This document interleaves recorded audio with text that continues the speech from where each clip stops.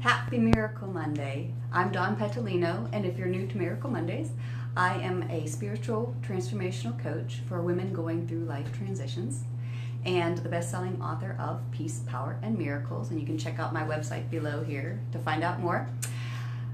What I want to talk to you about today on Miracle Monday is where I discuss some very deep truths, some metaphysical truths that remind you of your true reality and your true self, and bring that conscious self into your everyday life, into your life of form, so you can live a joyous, happy, and free life. Okay, so Miracle Monday today is about embracing uncertainty. And you know, the world itself carries a lot of uncertainty, and we look to these certain things to keep us safe. We look to the job, to the people, to our health, to all these physical things, these, you know, 5 sensory things to keep us safe. But we forget that we aren't 5 sensory people. We are spirits living in this particular form.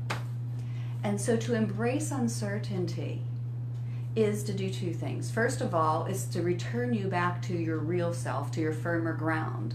You know, if you build your house on sand, the winds come, the rains come, and you're blown away. But you build your house on rock, the winds come and the rains come, and you remain firm.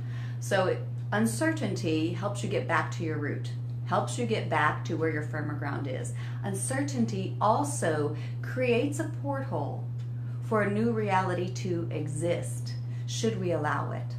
And what I mean by that is, when things change in our life, you know, our little ego mind gets afraid. Our little personality self gets afraid.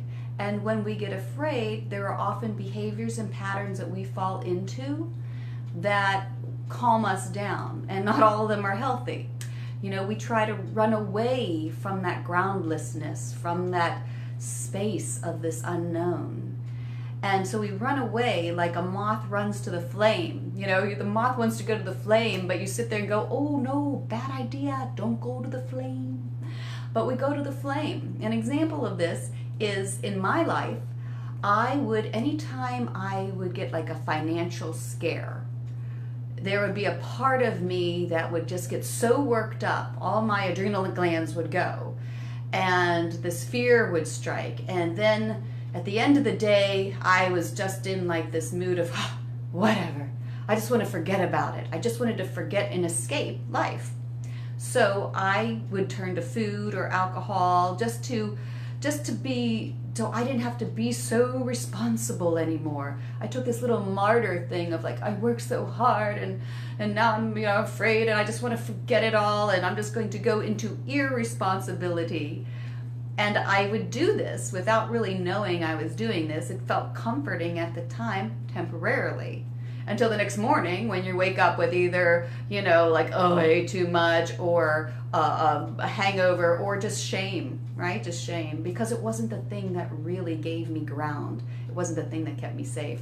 So to embrace the change, to embrace the uncertainty, is to actually sit with it, to be curious about it, to get familiar with this energy of it. It is not to run away from it. We prolong our suffering when we run away. What the Buddhists say, you know, you think that happiness, or you think that the pain is happiness. So we mistaken our little habits or behaviors, these escapisms, as the thing that's going to comfort us, and then they don't.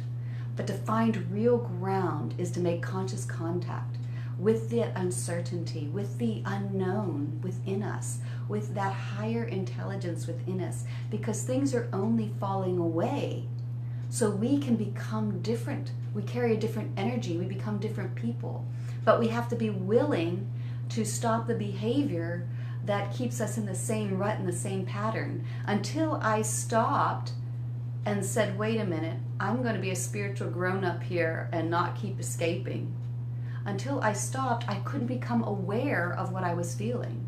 And that's the key, because when you are aware, when you maintain just awareness and noticing, that touches consciousness. Consciousness is awareness. So we go through this awareness, and the awareness phase is not all fun, because the awareness looks like, I don't know what's going to happen. Everything kind of looks scary because things look kind of like they're falling apart. But when we can meditate, and I will have a meditation link below this, on finding and connecting to the real ground, which is your higher self within you. That's the only certainty there is, and the Course of Love will tell you that it is your elevated self in form, your connection with this higher self in form, that will be your confidence and your certainty. So we get in touch with that through that meditation, and we hold on to that space of peace, and we allow there to we just release into it. We just release into it. This is a positive form of escapism.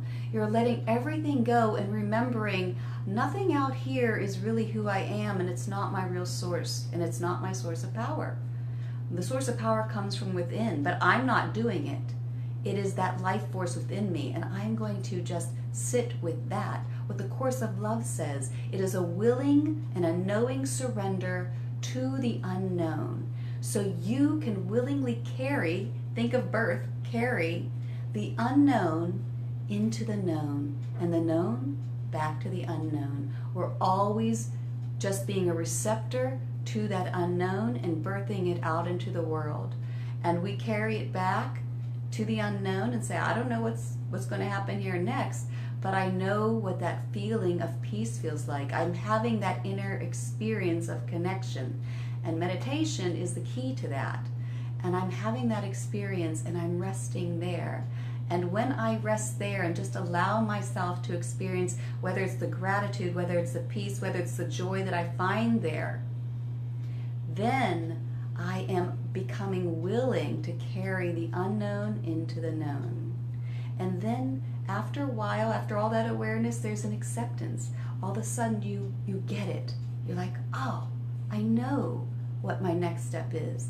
I accept this new level of my being, and I'm ready to take that action. And then you'll know the action. Prior to that, we sit in confusion because we don't have that acceptance. We haven't manifested, or I shouldn't say manifest, we haven't raised our energy to our next level of being. And the only way we can allow that energy to raise is through the heart and the life force that comes through our heart, which again is sitting in the meditation. That's how you make the conscious contact, is with the silence in the heart. And from there, you become different. And when things fall apart, don't be afraid, because that's old energy leaving, because the new reality is coming in. So remember, awareness, acceptance, action. Make that conscious contact in meditation and embrace that uncertainty. Get familiar with it.